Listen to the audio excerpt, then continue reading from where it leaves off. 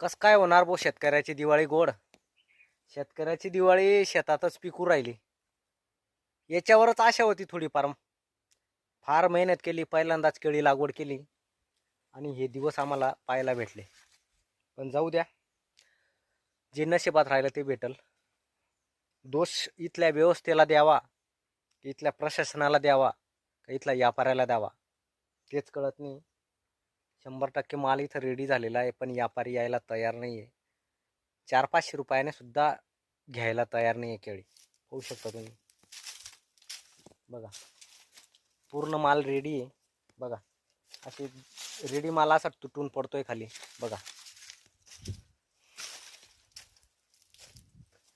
काय करणार शेतकरी बघा. पोटच्या लेकराला पण जीव लावत नाही, असा जीव लावा लागतो. तेव्हा कुठे हे सोनं येतं. आणि या सोन्याचा मातीमोल भाव होतोय.